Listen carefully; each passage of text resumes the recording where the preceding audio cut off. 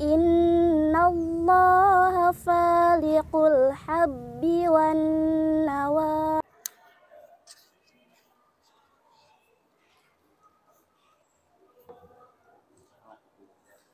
Bismillah. Assalamualaikum warahmatullahi wabarakatuh. Innal hamdalillah nahmaduhu wa nasta'inuhu wa nastaghfiruh wa na'udzu billahi min sururi anfusina wa min sayyiati a'malina. May yahdihillahu fala mudilla lahu wa may yudlil fala hadiyalah. Nasyhadu an la ilaha illallah wa nashhadu anna Muhammadan abduhu wa rasuluh la nabiyya wa rasula ba'da. Faqad qala ta'ala fil Qur'anil Karim, ya ayyuhalladzina amanu taqullaha haqqa tuqatih wa la tamutunna illa wa antum muslimun. Wa qala nabiyuna Muhammad sallallahu alaihi wasallam fil hadits asy-syarif, may yuridillahu bihi khairan yufaqihu fid din wa man salaka tariqan yaltamisu fihi ilman sahallallahu bihi tariqan ilal jannah. Ikhwanu fiddin rahimakumullah, puji syukur marilah kita haturkan atas kehadirat Allah yang telah memberikan kepada kita nikmat dan hidayahnya, baik itu nikmat iman, Islam, dan juga nikmat kesehatan, sehingga pada kesempatan malam hari ini kita bisa kembali melanjutkan mulazamah kita, thalabul ilmi kita. Salawat dan salam semoga senantiasa tercurahkan kepada junjungan Nabi besar kita Muhammad sallallahu alaihi wasallam beserta keluarganya, para sahabatnya, para tabi'in, tabi'ut tabi'in, dan seluruh pengikutnya yang senantiasa mengikuti jejak dan risalah beliau sampai yaumul qiyamah. Ikhwanu fiddin rahimakumullah, untuk mendapatkan barokah dari Allah Subhanahu wa taala, mari kita buka mulazamah kita dengan membaca basmalah. Bismillahirrahmanirrahim. Baik, ikhwanu fiddin rahimakumullah, kita lanjutkan kajian kita Ta'limul Muta'allim yang ditulis oleh Syekh Az-Zarnuji. Kita masuk ke muqaddimah penulis halaman 12. Bukunya kasih Ustaz Azam.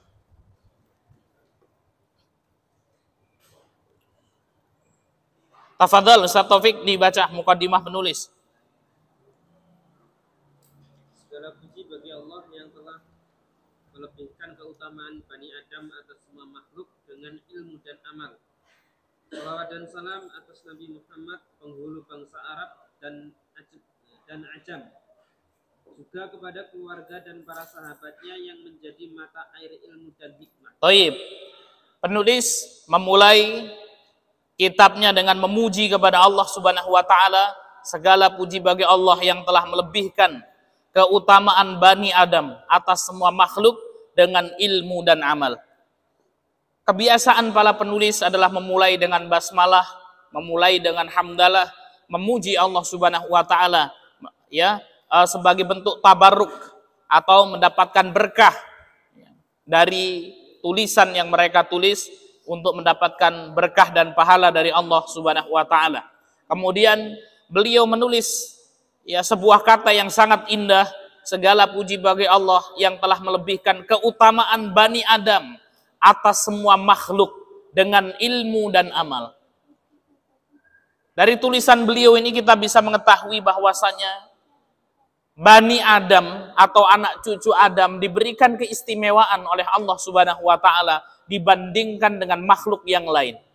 Allah Subhanahu wa taala berfirman di dalam Al-Qur'an bahwasanya ya manusia diciptakan fi ahsani taqwim, dalam sebaik-baik bentuk, dalam sebaik-baik penciptaan. Kemudian Allah Subhanahu wa taala melebihkan Bani Adam dengan dua hal. Yang pertama ilmu dan amal. Ilmu dan amal inilah yang membedakan antara manusia dengan hewan. Hewan Allah Subhanahu wa taala berikan harta. Apakah hewan memiliki harta? Diberikan harta oleh Allah Subhanahu wa taala berupa rumput misalnya yang dapat ia makan. Maka yang membedakan antara manusia dan hewan adalah ilmu dan amal.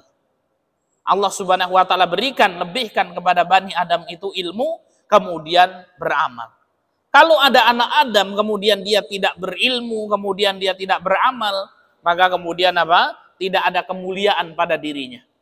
Oleh karena itu Imam Syafi'i rahimahullah mengatakan, hayatul fata wallahi bil ilmi wat tuqa. Hayatul fata, kehidupan seseorang itu, nilai seseorang itu demi Allah dengan dua hal, bil ilmi, dengan ilmu, wat tuqa, dengan ketakwaan kepada Allah Subhanahu wa taala, dengan amal soleh kepada Allah Subhanahu wa taala. Inilah ikhwanu fiddin rahimakumullah, bahwasanya kita mulia dengan dua hal ini. Dengan ilmu, kemudian kita mengamalkan ilmu kita tersebut. Ketika seorang mengamalkan ilmu, maka ya orang tersebut akan menjadi orang yang bertakwa kepada Allah Subhanahu wa taala. Kemudian Imam Az-Zarnuji ya memulai kitab beliau setelah membaca hamdalah, beliau mengucapkan solawat kepada Nabi Muhammad sallallahu alaihi wasallam. Solawat dan salam atas Nabi Muhammad, penghulu bangsa Arab dan Ajam.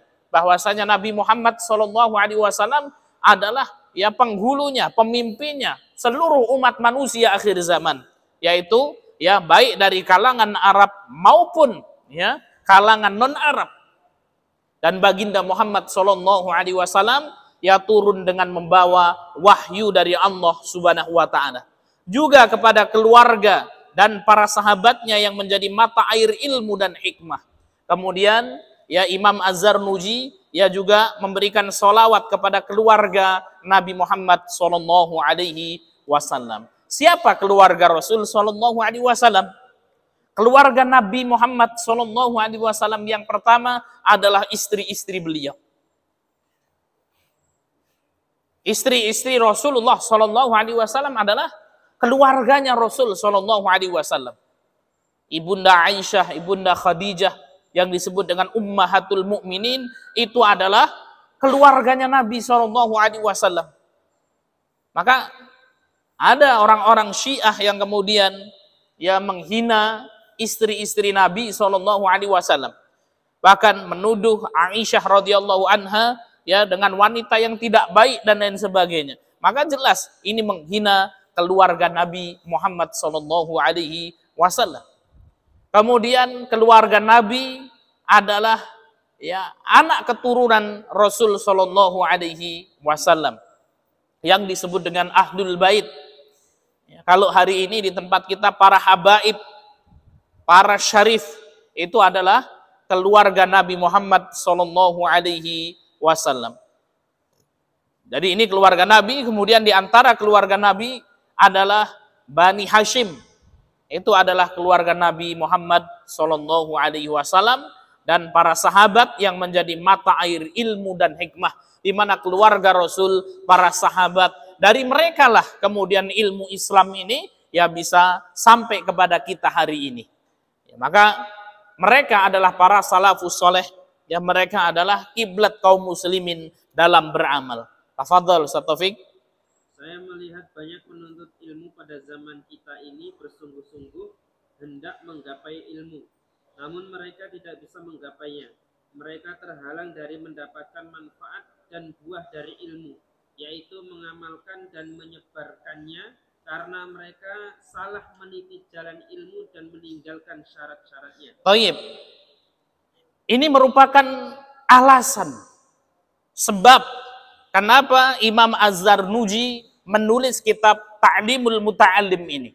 Kenapa beliau menulis kitab ini? Karena melihat sebuah keprihatinan yang terjadi di kalangan para talibul ilmi, para penuntut ilmu. Di mana banyak sekali penuntut ilmu yang bersungguh-sungguh, bekerja keras untuk menggapai ilmu itu, namun kemudian mereka tidak sampai kepada ilmu tersebut. Bagaimana seorang penuntut ilmu tidak sampai kepada ilmu yang dituntutnya? Yaitu apa? Seorang menuntut ilmu, bekerja keras, menghabiskan waktu, menghabiskan pikirannya, namun kemudian tidak mendapatkan manfaat dari ilmu tersebut. Atau orang tersebut tidak mendapatkan keberkahan dari ilmu tersebut. Jadi ikhwanu fiddin rahimakumullah, ya di sini ada poin penting. bahwasanya tujuan kita menuntut ilmu, tujuan kita belajar ilmu syar'i adalah untuk mendapatkan keberkahan ilmu itu, bukan hanya sekedar mendapatkan banyak maklumat dari ilmu yang kita cari. Maka tidak mengapa, ya, tidak boleh kemudian kita putus asa. Saat kita menuntut ilmu, mizam ini, mulazamah, ya, nanti ada ujian bagi yang mau ujian, ya. Yang mau mengambil sanad kitab, maka ada ujian. Tapi kemudian sulit Ustadz untuk memahami. Ya, maka tetaplah menuntut ilmu, walaupun ya kita sulit memahami. Tetaplah kita menuntut ilmu, walaupun hanya sedikit yang kita pahami. Karena tujuan kita menuntut ilmu adalah mendapatkan barokahnya Allah Subhanahu wa Ta'ala. Maka bagi orang tua, menempatkan anaknya di pendidikan agama, itu adalah sesuatu yang sudah tepat. Dan tidak perlu bersedih ketika ada orang tua memondokkan anaknya, namun anaknya tidak menjadi barisan anak-anak yang berprestasi, tidak menjadi barisan anak-anak yang ranking 1, 2, dan 3. Aduh Pak Ustadz, anak saya sudah dipondokkan belajar agama, namun peringkatnya 30 dari 30 anak. Dari peringkat terakhir sendiri. Ya, maka tidak boleh sedih. Ya, karena tujuan menuntut ilmu itu adalah mendapatkan barokahnya ilmu. Ketika anak tersebut sudah memaksimalkan potensi yang ada pada dirinya, ya, kemudian orang tuanya ridho, ya, taat, ya, terhadap peraturan yang ada, ya, hormat kepada gurunya, walaupun maklumatnya sedikit, walaupun tidak menjadi barisan peringkat 1, 2, dan 3, maka insya Allah ilmunya akan barokah, bermanfaat baginya, ya, bagi kehidupan dunia dan akhiratnya. Jadi ikhwanu fiddin rahimahullah, ya, kemudian Imam Az-Zarnuji ini menulis kitab ini karena banyak kalangan penuntut ilmu menghabiskan waktunya, menghabiskan tenaganya, menghabiskan pikirannya, namun tidak mendapatkan barokah ilmu itu. Dan tanda ilmu itu barokah, ilmu tersebut dapat diamalkan, kemudian dapat didakwahkan. Nah, ini adalah apa? Tanda kalau ilmu itu barokah. Tafadhal, Ustaz Taufik. Setiap orang yang salah mengambil jalan, ia akan tersesat. Ia tidak bisa meraih apa yang menjadi maksud tujuan baik sedikit maupun banyak. Karena hal-hal tersebutlah, maka saya hendak menjelaskan kepada para penuntut ilmu metode belajar. Ini sesuai dengan apa yang telah saya telaah dalam berbagai kitab dan sesuai dengan yang telah saya dengar dari guru-guruku yang memiliki ilmu dan hikmah. Thayyib. Maka kemudian apa? Imam Az-Zarnuji berusaha untuk membuat metode menuntut ilmu agar seseorang tidak salah jalan dalam menuntut ilmu. Ya, ketika seorang kemudian salah dalam mengambil metode dalam menuntut ilmu itu, maka kemudian ilmunya tidak barokah. Maka kemudian Imam Az-Zarnuji akan menjelaskan kepada kita bagaimana metode menuntut ilmu, adab-adab menuntut ilmu, agar ilmu yang kita cari, ya, membuahkan barokah dari Allah Subhanahu wa Ta'ala, bermanfaat bagi diri seseorang tersebut baik di dunia maupun di akhirat. Tafadhal. Saya berharap agar para peminat ilmu yang ikhlas sudi mendoakanku supaya mendapatkan kemenangan dan keselamatan pada hari pembalasan kelak. Ini saya lakukan setelah beristikharah kepada Allah dalam merealisasikan kehendakku tersebut. Thayyib. Luar biasa sekali. Ada banyak ibrah pelajaran yang bisa kita petik dari perkataan beliau. Saya berharap agar para peminat ilmu yang ikhlas sudi mendoakanku supaya mendapatkan kemenangan dan keselamatan pada hari pembalasan kelak. Dari tujuan Imam Az-Zarnuji menulis itu karena apa? Untuk mendapatkan kemenangan di akhirat kelak. Satu-satunya tujuan Imam Az-Zarnuji menulis kitab ini adalah apa? Agar kemudian mendapatkan surganya Allah Subhanahu wa Ta'ala. Inilah ikhwanu fiddin rahimakumullah, sesuatu yang perlu menjadi catatan bagi kita. Kenapa kalau kita lihat para ulama-ulama terdahulu, sedikit tipis tulisan mereka, namun manfaatnya luar biasa bagi umat. Kalau kita melihat matan-matan ilmiah yang ada matan Jurumiyah, Ya, kaidah-kaidah nahwu itu tipis sekali. Bukunya tipis. Ya. Aqidah Al-Wasithiyah itu bukunya tipis. Ya. Ada matan Tuhfatul Atfal itu bukunya tipis. Matan-matan yang ada itu, matan Al-Waraqat dan lain sebagainya, itu bukunya tipis-tipis. Hadis Arba'in itu bukunya tipis-tipis. Tapi kenapa kok kemudian kemanfaatannya luar biasa bagi umat ini, sampai kemudian disyarah buku yang tipis ini, ya sehingga menjadi apa? Syarah yang tebal. Maka rahasianya satu, ikhwanu fiddin rahimakumullah, para ulama itu mereka menulis kitab mereka, yang menuliskan ilmu-ilmu mereka dengan niat yang benar untuk mendapatkan kemenangan di akhirat, untuk mendapatkan surganya Allah Subhanahu wa taala. Hari ini banyak sekali tulisan-tulisan tebal, disertasi ratusan lembar, tesis-tesis ratusan lembar, akan tetapi kemudian apa? Menumpuk, tidak bermanfaat. Ya. Masya Allah. Ya, maka kemudian ini menjadi evaluasi. Ini saya juga sedang menulis tesis. Insya Allah kalau jadi itu 200 lembaran. Maka saya juga takut ini nanti bermanfaat atau enggak ini kan gitu. Ya. Ketika kemudian apa? Kita tidak mengikhlaskan, kadang-kadang kita salah itu. Orang nulis skripsi, orang nulis tesis, orang nulis disertasi supaya cepat lulus, sudah selesai kan gitu. Untuk sahabat kan gitu. Sehingga kemudian apa? Tidak ya berbobot ini ilmunya ini kemudian apa? Tidak menggetarkan. Barokahnya kurang gitu. Apalagi nulisnya itu supaya kemudian ingin mendapatkan aradha minad dunya kan gitu. Kenapa Anda sekolah itu? Ngapain buat disertasi? Ngapain buat tesis? Supaya naik jabatan misal.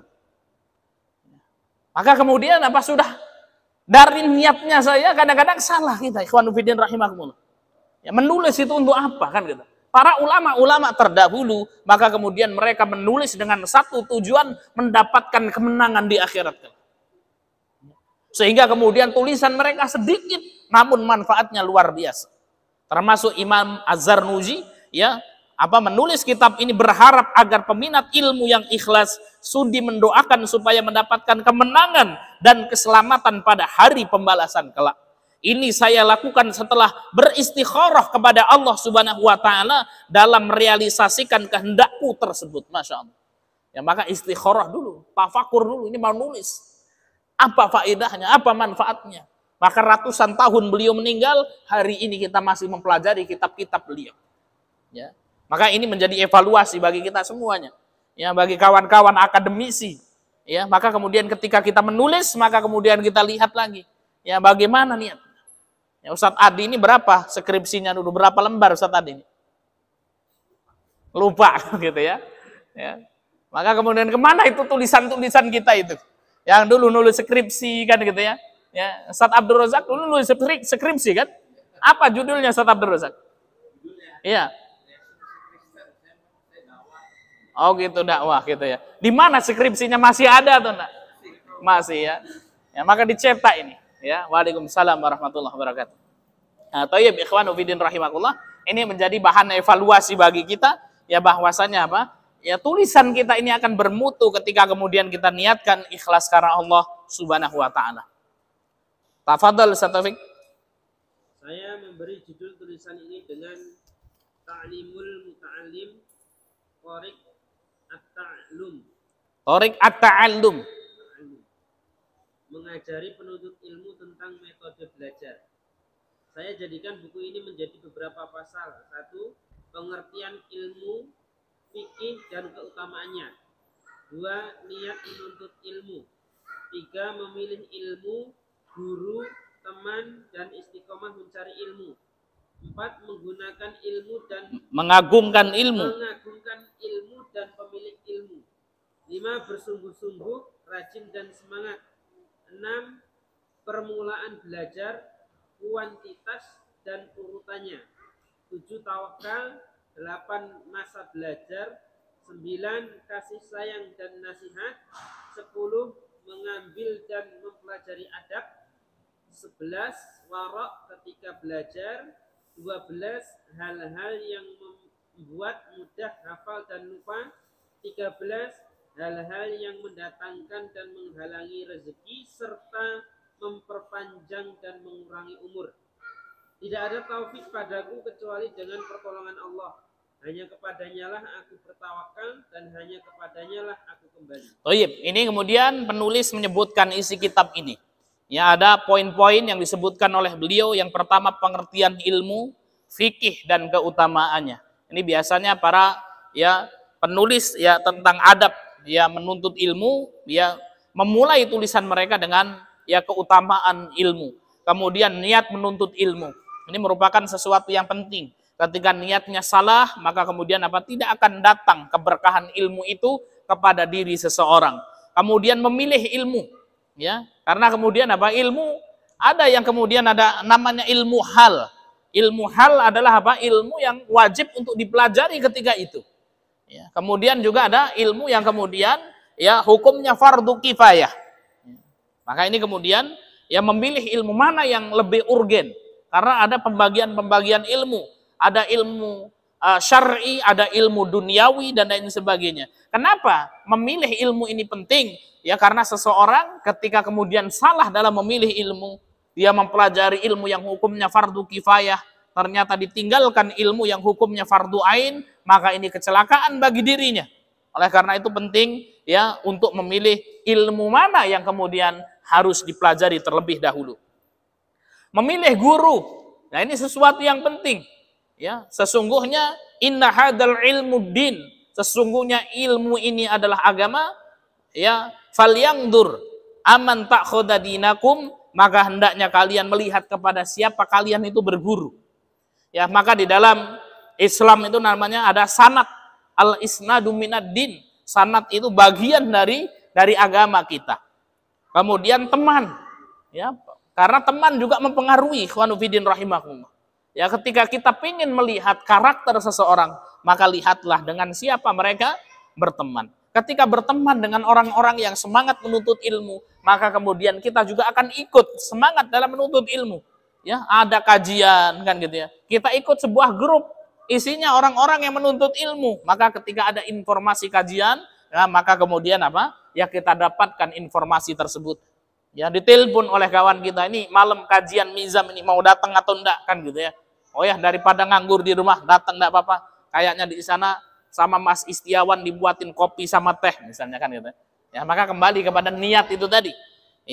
Dan istiqomah mencari ilmu. Mengagungkan ilmu dan pemilih ilmu. Bersungguh-sungguh rajin dan semangat. Permulaan belajar, kuantitas dan urutannya. Nah ini penting sekali. Bagaimana belajar metode salaf itu dalam mempelajari ilmu syar'i, maka ada metodenya, ada urutannya, tidak sembarangan saja. Sebagaimana kemarin kita jelaskan, ada seorang bayi yang baru lahir, maka kemudian tidak langsung dikasih makan padang kan gitu nasi padang enggak, akan tapi bertahap. Kasih bubur dulu, dikasih pisang dulu, dikasih nasi tapi diulek nasinya, dilembutkan dulu sehingga kemudian tumbuh besar seperti Ustadz Sodikin, maka kemudian nasi padang masuk kan gitu nasi urap masuk, nasi goreng masuk, mie berbagai macam mie pun masuk maka kemudian butuh proses itu ikhwanu fiddin rahimakumullah untuk mengkaji kitab-kitab tebal kitab-kitab ghoyah kata para ulama itu membutuhkan ilmu alat membutuhkan adab sehingga kemudian seorang tidak berada kepada kebingungan ketika menuntut ilmu. Tidak pernah dia belajar wudhu, tidak pernah belajar toharoh kan gitu. Baru masuk kajian, yang diajarkan adalah fikih muqaran, khilaf, bainal madahib kan gitu Menurut Syafi'i, menurut Hambali, menurut Hanafi, menurut Maliki kan gitu Sehingga maka kemudian ini sebuah kesalahan, terombang-ambing ini. Wah ini bagaimana kan gitu Membahas permasalahan-permasalahan yang rumit kan gitu Masya Allah ketika diskusi luar biasa. Ketika ditanya apa rukun wudhu itu, wallahu alam biswab. Apa wudhu itu ada rukunnya, nah gitu Nah maka ini sebuah kesalahan, ikhwanu fiddin rahimakumullah. Maka penting tawakal, masa belajar, kasih sayang dan nasihat, mengambil dan mempelajari adab, warak ketika belajar, hal-hal yang membuat mudah hafal dan lupa, hal-hal yang mendatangkan dan menghalangi rizki. Karena kenapa kok disebutkan rizki di sini? Karena ilmu itu juga termasuk bagian dari rizki Allah Subhanahu wa taala serta memperpanjang dan mengurangi umur. Ya. Baik. Kita masuk ke bab selanjutnya Ustaz Taufik. Halaman 25.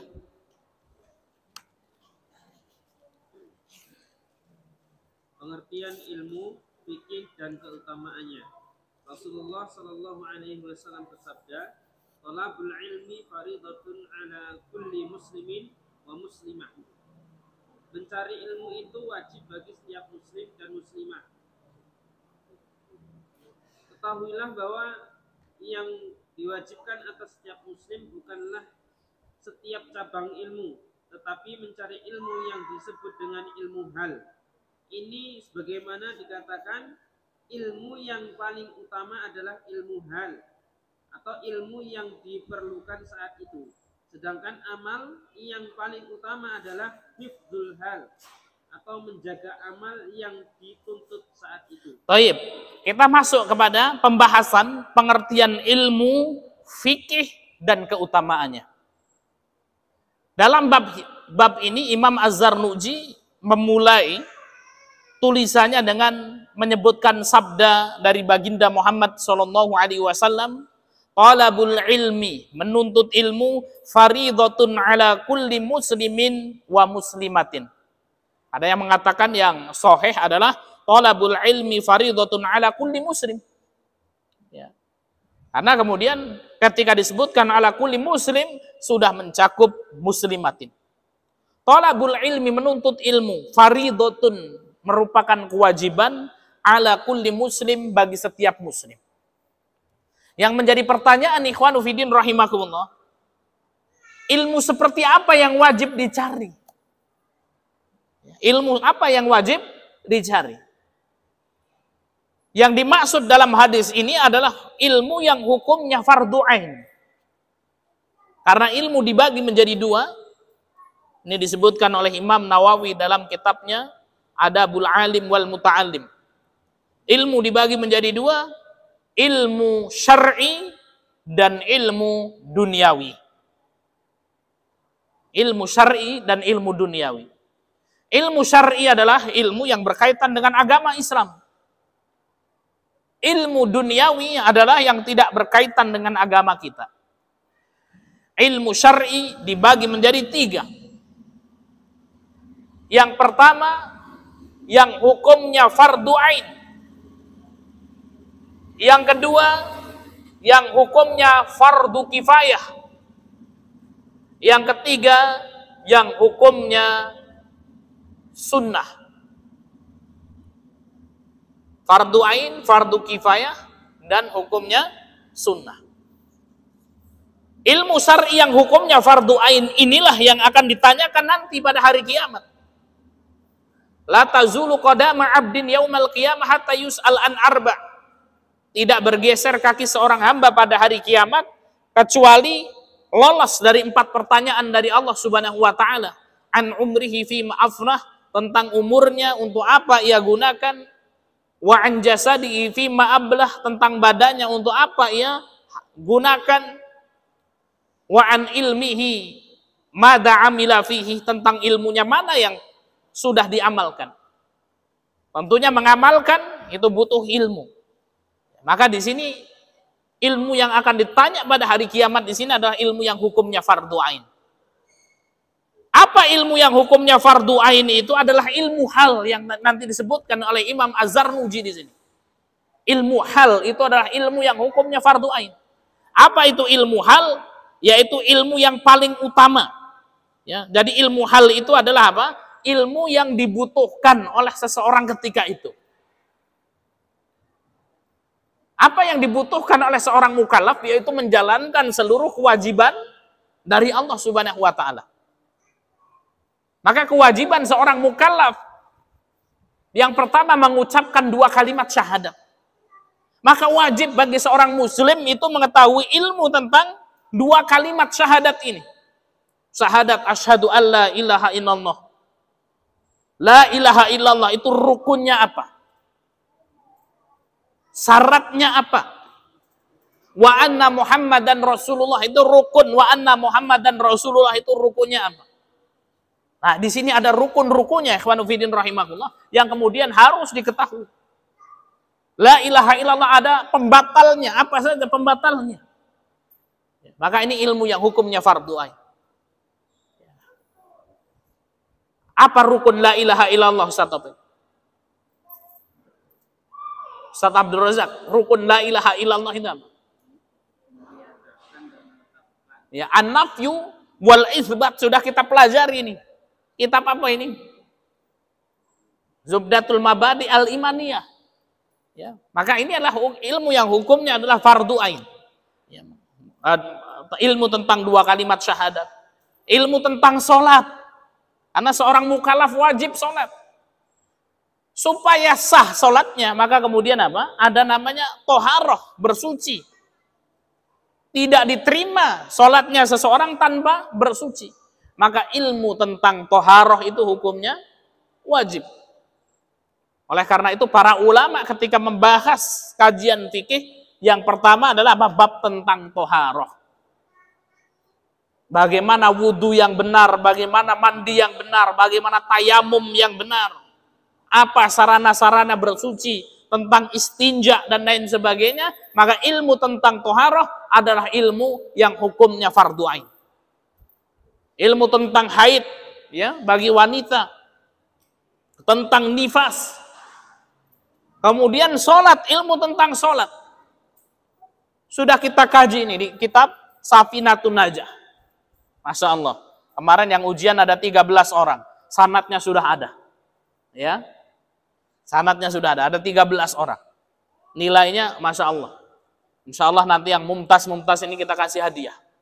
Ya. Ada yang 98 dan lain sebagainya. Ya. Nah ini Safinatun Najah ini isinya adalah apa? Ya tentang bersuci, tentang sholat. Nah ini ilmu yang hukumnya fardu ain. Tentang puasa, tentang zakat, tentang haji bagi yang mau haji. Maka kemudian apa? Ini adalah ilmu yang hukumnya fardu ain. Kemudian yang kedua ilmu syar'i yang hukumnya fardu kifayah. Ilmu alat seperti bahasa Arab, nahwu, shorob, usul fikih, usul hadis, itu adalah ilmu yang hukumnya fardu kifayah. Orang yang kerjaannya nyangkul di sawah itu, berangkat pagi, pulang sore, ya, kerja keras, banting tulang dan lain sebagainya. Kalau tidak paham nahwu shorob, kira-kira berdosa atau enggak? Tidak. Pak, coba tasrif fa'ala yaf'ulu fa'lan, nggak tahu mas apa itu tasrif kan gitu ya. Anda berdosa karena tidak tahu ilmu bahasa Arab. Tidak berdosa. Tapi orang yang nyangkul di sawah itu, ya berangkat pagi pulang petang, tidak tahu tata cara sholat, maka apa? Berdosa atau tidak mereka? Berdosa. Nah, ini ilmu yang hukumnya fardu kifayah, ilmu alat, ya ilmu usul hadis, usul fikih, tafsir, ya. Maka ini ilmu yang hukumnya fardu kifayah. Yang ketiga ilmu syar'i yang hukumnya sunnah. Adalah mengetahui dalil dari setiap peribadatan yang ada. Ya.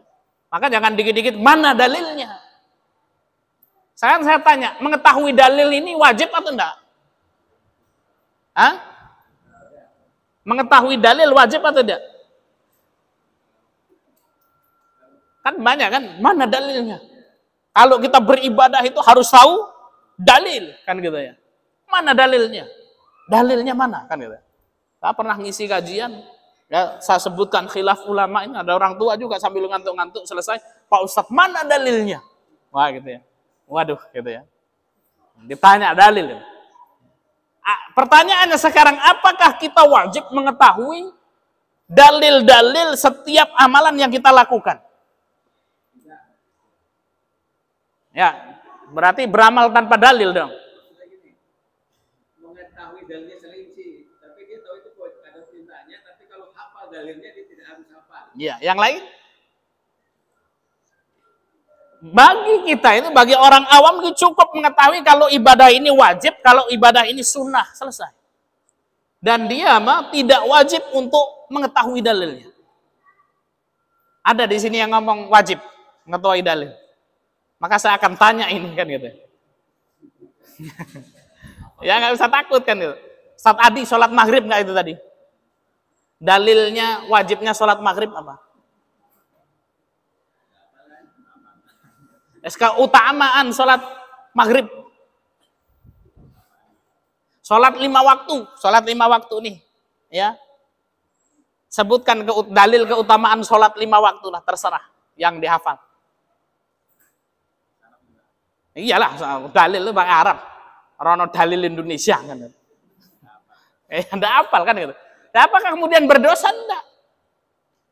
Ada mbah-mbah itu ya tinggalnya di Umbul Kluthuk pedalaman kan gitu ya. Kerjaannya nyangkul di sana. Kota Mitro pun tidak pernah melihat tampaknya seperti apa kan gitu ya. Kemudian tinggal di sana ada musola-musola kecil. Ya, kemudian pergi sholat maghrib, sholat isya, sholat subuh, sholat duhur, sholat asar, sholat maghrib. Mereka melakukan sholat. Bah, kenapa sholat? Ya karena wajib, sholat ki wajib, orang sholat dosa. Cukup, sudah selesai. Kemudian kita tanya, Mbah, ini sholat apa? Sholat maghrib, li. Coba Mbah sebutkan dalil sholat maghrib itu mana? Dari Quran dan Sunnah. Hadisnya apa Mbah? Ya, maka kemudian Mbah bingung, saya nggak tahu dalil-dalil. Anda berdosa karena Anda tidak mengetahui dalil. Alangkah banyaknya manusia yang berdosa di muka bumi ini ketika kemudian mengetahui dalil itu wajib. Ya. Nah, maka ini penting ikhwanu fiddin rahimakumullah. Ya, karena kemudian ada tingkatan-tingkatan seseorang itu. Ada seorang mujtahid. Mujtahid itu pun dibagi-bagi. Ada juga awam. Ya, seperti kita ini orang awam kan itu. Ya. Nggak semuanya kita sholat duha enggak kita. Sholat duha mana dalil sholat duha? Nggak tahu kan gitu. Ya, kalau ada ustadz, saya kalau sholat tahu semua dalilnya. Dari takbiratul ihram sampai kemudian salam. Saya tahu semua dalilnya bagus. Tapi bukan berarti yang kemudian tidak tahu dalilnya itu kemudian berdosa. Maka kalau itu kemudian harus tahu dalilnya, mungkin yang ada di sini semuanya berdosa. Karena tidak hafal dalil dari takbiratul ihram sampai salam. Takbiratul ihram itu hadis ini seperti ini hadisnya kan gitu ya. Ya kemudian Al-Fatihah ini dalilnya. Ya kemudian ruku ini dalilnya, iktidal ini dalilnya. Duduk di antara dua sujud dalilnya, ini rawahu ini dan lain sebagainya. Ya kemudian duduk tahiyat akhir ini, salam ini seperti ini dalilnya. Salam pertama, salam kedua dalilnya seperti ini. Jadi kemudian ikhwanu fiddin rahimakumullah, mengetahui dalil itu hukumnya adalah sunnah. Ya. Maka kemudian memang terjadi khilaf. Ada para penuntut ilmu yang menggunakan manhaj ahlul hadis. Ya. Nah, ini maka kemudian mempelajarinya dalil-dalil gitu kan ya. Ada di sana yang menggunakan metode taklidiyah itu. Kita belajar kitab Safinatun Najah itu. Matanya mana? Disebutkan nggak dalilnya di situ? Nggak ada.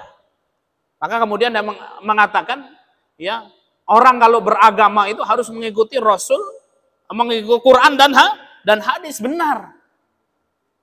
Tapi juga nggak usah disalahkan orang yang mengatakan kalau beragama itu jangan mengikuti ustadznya, jangan mengikuti kiainya. Ya. Bener nggak orang beragama mengikuti ustadz, mengikuti kiai? Bener atau enggak? Salah atau bener itu? Hah? Kita harus mengikuti Quran dan Sunnah. Jangan mengikuti kiai, tapi Quran dan Sunnah. Gimana itu?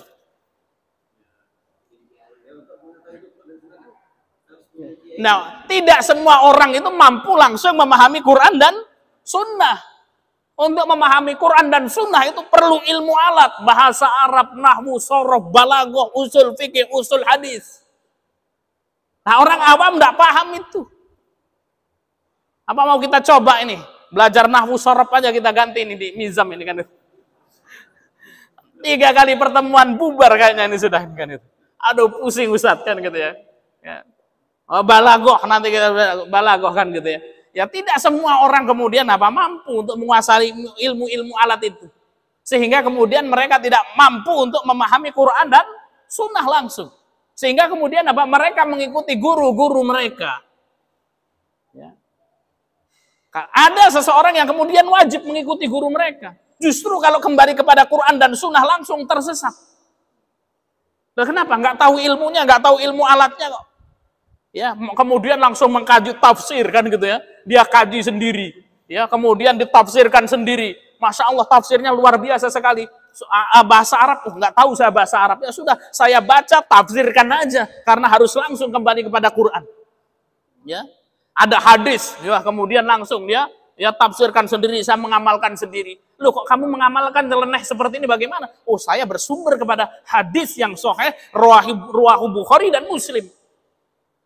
Anda belajar bahasa Arab? Enggak lah. Langsung aja belajarkan gitu. Perlu Arab-Araban, perlu alat-alatan kan gitu ya. Ya, maka kemudian kacau ikhwanu fillah rahimakumullah. Ya. Maka kemudian ulama ketika kemudian mereka membuat kitab taklidiyah seperti Safinatun Najah, ya. Apakah kemudian mereka itu tidak berlandaskan dalil? Mereka berlandaskan dalil. Tapi kemudian tidak disebutkan ya supaya tidak membuat bingung orang awam itu. Ya.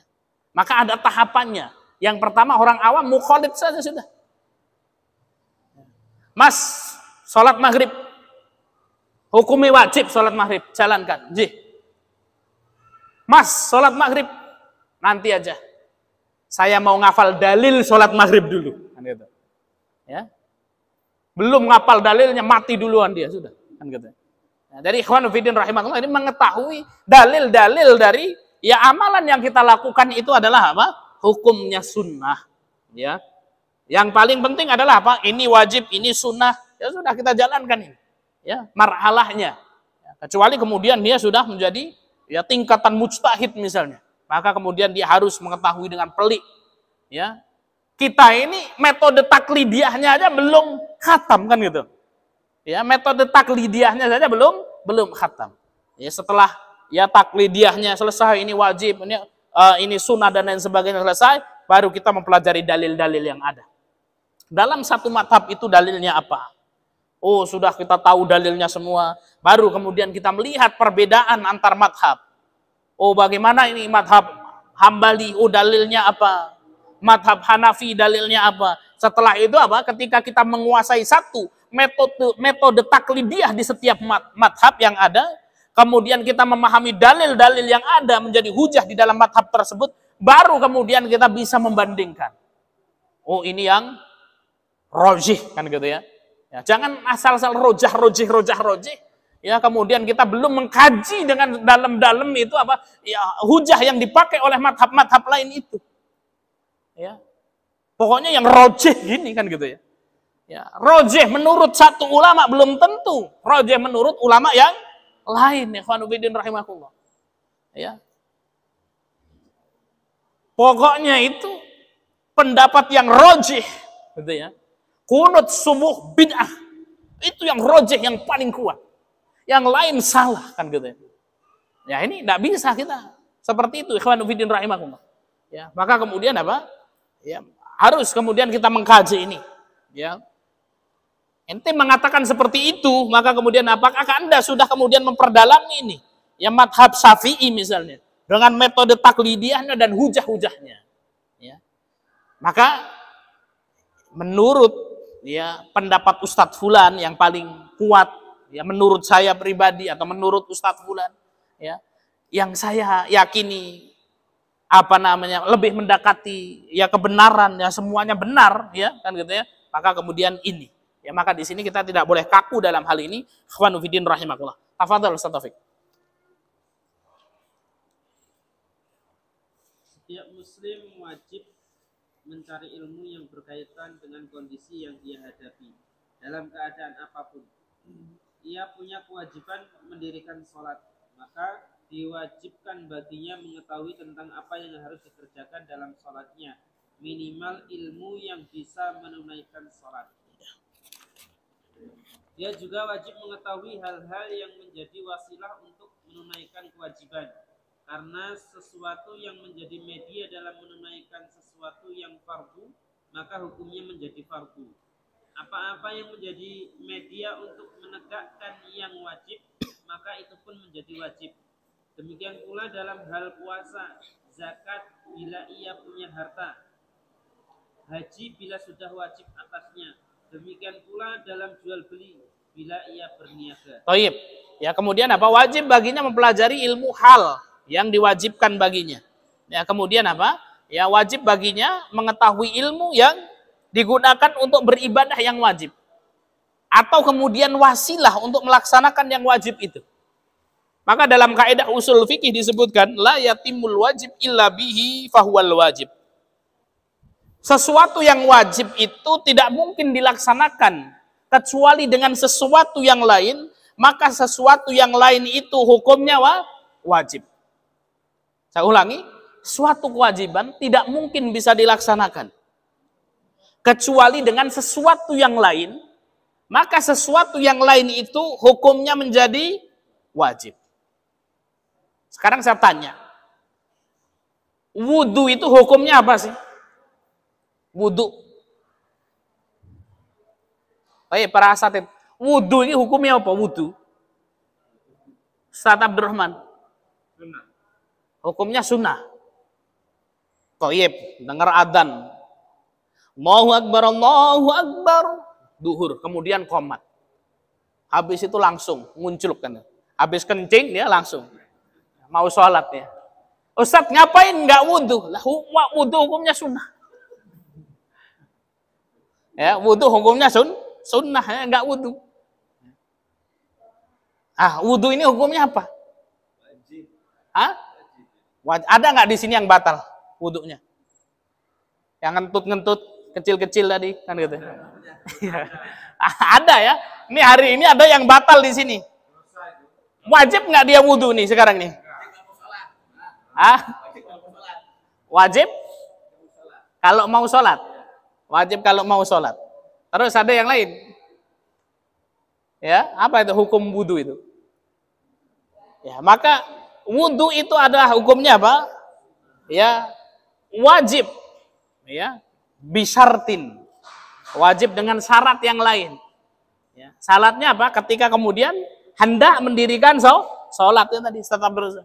Kalau mau sholat, datang waktu sholat wajib, dia mau sholat, maka kemudian apa? Dia wajib wudhu. Kenapa? Karena wudhu itu tidak, karena sholat itu tidak mungkin sah kecuali berwudhu. Maka kemudian inilah yang disebut la yatimul wajib illa bihi fahuwal wajib. Ya. Kewajiban itu tidak mungkin terlaksana kecuali dengan sesuatu yang lain. Maka sesuatu yang lain itu hukumnya menjadi wajib. Ya. Nyari duit Ustaz Taufik hukumnya apa? Nyari duit untuk beli mahar. Nah, Mas, hukumnya apa? Sunnah. Nyari duit untuk membeli mahar. Ya, maka kemudian apa? Lihat kondisinya. Orang ini sudah puyeng kalau melihat akhwat kan gitu ya. Wah, sudah dunia bergetar ini sehingga nikah menjadi wajib baginya. Lihat kambing lewat itu seperti artis luar biasa kan gitu. Nah, ini maka kemudian nikah di sini wajib ini hukumnya. Ya. Maka kemudian apa? Dia bekerja mencari mahar itu supaya kemudian dapat nikah itu hukumnya wajib. Ya, maka inilah la yatimul wajib illa bihi fahuwal wajib. Maka wajib bagi kita kemudian mempelajari sesuatu yang dengan sesuatu itu kita dapat menjalankan kewajiban kita sebagai seorang muslim. Toharoh. Itu wajib belajar toharah untuk melaksanakan sholat. Ya, untuk melaksanakan sholat. Taib. Tafadhal Ustaz Taufik. Dikatakan kepada Muhammad bin Al-Hasan rahimahullah, mengapa engkau tidak menyusun kitab tentang masalah zuhud? Ia menjawab, aku sudah menyusun kitab tentang jual beli. Artinya, seorang zuhud adalah orang yang menjaga diri agar tidak jatuh dalam hal yang subhat dan hal-hal yang dimakruhkan dalam perniagaan. Demikian pula dalam semua muamalah dan profesi. Setiap orang yang bergelut dengan salah satu darinya, maka ia wajib mempelajari ilmu yang dapat menjaga dirinya dari sesuatu yang diharamkan. Toyib. ilmu zuhud itulah ilmu yang wajib hukumnya. Zuhud itu adalah apa? Zuhud itu adalah cinta kepada akhirat dan menjadikan dunia itu hanya wasilah saja. Itu zuhud. Maka di sini ada Muhammad bin Hasan Asy-Syaibani ditanya, ya kenapa kemudian engkau itu tidak menulis kitab tentang zuhud ini? Maka kemudian beliau mengatakan, aku sudah menulis buku tentang muamalah. Lah apa namanya korelasinya antara zuhud dengan muamalah? Orang yang kemudian bertransaksi jual beli, menghindari sesuatu yang haram, itu adalah bentuk dari kezuhudan. Ya. Tafadhol Ustaz Taufik. Demikian juga wajib atasnya mempunyai ilmu tentang keadaan hati, seperti tawakal, inabah, khosyah, dan ridho, karena hal itu terjadi pada setiap keadaan. Baik, kemudian Imam Az-Zarnuji menyebutkan ilmu yang hukumnya fardu ain yang lain. Tadi beliau sudah menyebutkan ya. Yang pertama ada ilmu tentang ibadah yang wajib. Ini ilmu yang hukumnya fardu ain yang ditulis oleh Imam Az-Zarnuji tadi. Ringkasannya adalah ilmu ya tentang ibadah yang wajib. Yang kedua ilmu ya yang dapat mengantarkan seseorang kepada ibadah yang wajib seperti wudhu, toharoh dan lain sebagainya. Ya kemudian ilmu tentang zuhud. Kemudian ilmu tentang tentang keadaan hati atau tazkiyatun nufus. Ya tazkiyatun nafs, keadaan hati itu adalah wajib dipelajari. Tawakal, inabah, khosyah, ridho. Ya, ini adalah ilmu yang wajib untuk kita pelajari. Tafadhol Ustaz. Mulianya ilmu sudah sangat gamblang bagi setiap orang. Mengingat ilmu adalah hal yang menjadi keistimewaan manusia. Karena semua sifat pada manusia selain ilmu sama-sama dimiliki oleh manusia dan hewan. Seperti halnya sifat pemberani, tidak gentar, kuat, suka memberi, rasa belas kasih dan lainnya selain ilmu. Dengan ilmu inilah Allah mengunggulkan Adam daripada malaikat dan memerintahkan mereka untuk bersujud kepadanya. Thayyib, ya bahwasanya ya kemuliaan Bani Adam itu adalah dengan ilmu. Ini yang dibawa oleh para nabi dan rasul itu. Ya. Kalau ilmu kebal keras itu enggak bisa dibanggakan. Karena batu dan baja itu lebih keras daripada manusia. Ilmu bisa terbang itu nggak dibanggakan. Karena burung empret aja bisa terbang kemana-mana. Ya. Apalagi itu yang kecil itu. Capung aja bisa terbang kemana-mana. Itu bukan suatu kebanggaan. Ilmu tentang kuat kedot itu bukan kebanggaan. Kebo itu kuatnya luar biasa itu. Apa yang pelen itu kalau numbuk orang itu. Ya. Maka kemudian itu ada hal-hal yang kemudian tidak dibanggakan kan gitu. Maka kemudian ilmu ini ya yang membedakan kita dengan makhluk yang lain. Maka Allah Subhanahu wa taala berfirman, "Yarfa'illahu alladziina aamanu minkum walladziina utul ilma darajat." Allah Subhanahu wa taala akan mengangkat derajat ya orang-orang yang beriman di antara kalian dan orang-orang yang berilmu beberapa derajat. Maka kemudian ilmu ini penting, ikhwanu fillah rahimakumullah. Ilmu ini penting. Ya, ilmu itu agung di mata Allah Subhanahu wa taala.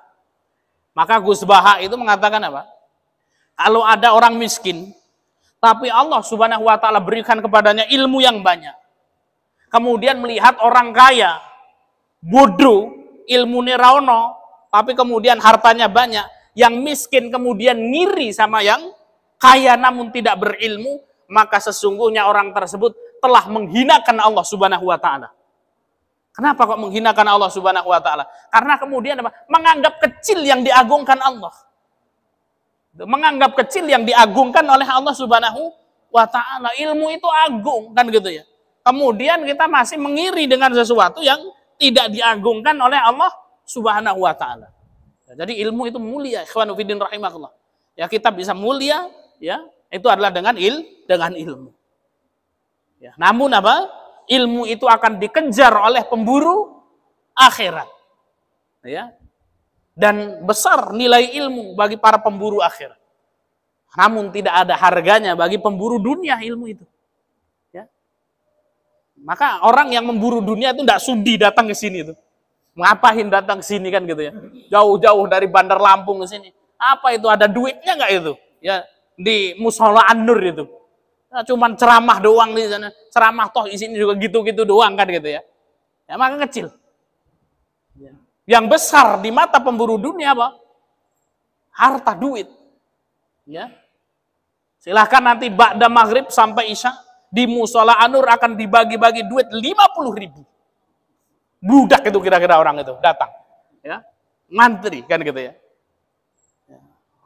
Ba'da maghrib di Musola An-Nur ada kajian. Aduh, kajian kan gitu. Gitu-gitu doang kan gitu. Ngabisin bensin pula kan gitu. Ya. Ini ikhwan fillah rahimakumullah. Ya. Maka beruntunglah orang-orang yang kemudian mendatangi majelis-majelis ilmu, berarti sudah ada akhirat di dalam hatinya. Ya. Orang yang tidak ada akhirat di dalam hatinya, mana mau dia datangi majelis taklim itu. Hujan-hujan jauh kan gitu ya. Dari Bandar Lampung datang ke sini kan gitu. Hujan pula kan gitu. Ya, di sini cuma ngaji kitab kan gitu ya. Ya. Cuman kok ngaji kitab ya. Karena bagi orang yang ya kemudian obsesinya harta dunia seperti itu. Ya, tapi bagi orang yang obsesinya akhirat, wah penting ini. Man salaka tariqan yaltamisu fihi ilman, sahallallahu bihi tariqan ilal jannah. Ilmu inilah yang akan mengantar kita kepada surganya Allah Subhanahu wa taala. Baik, sudah masuk Isya ya, Ustaz. Kita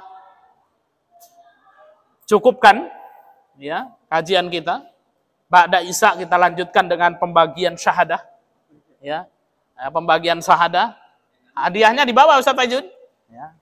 Syahadah alhamdulillah bagi kawan-kawan yang kemudian kemarin yang menyelesaikan kitab Safinatun Najah dan mengikuti ujian, ya insya Allah akan kita bagikan sertifikat ijazah sanad yang bersambung kepada Syekh Sumer Al-Hadrami. Ya, Syekh Sumer Al-Hadrami. Baik. Dan akan kita kasih hadiah insya Allah juara 1, 2, dan 3. Ya. Juara 1, 2, dan 3. Juara 1, 2, dan 3, alhamdulillah ada 6 orang. Kan gitu ya. Ada 6 orang. Ya. Siapakah mereka? Maka kita ya saksikan ya setelah sholat Isya. Demikian yang bisa kita sampaikan. Kita tutup dengan lafaz hamdalah dan doa kafaratul majelis. Alhamdulillah. Wassalamualaikum warahmatullahi wabarakatuh. Sama Ustaz Faizun. Apa saja?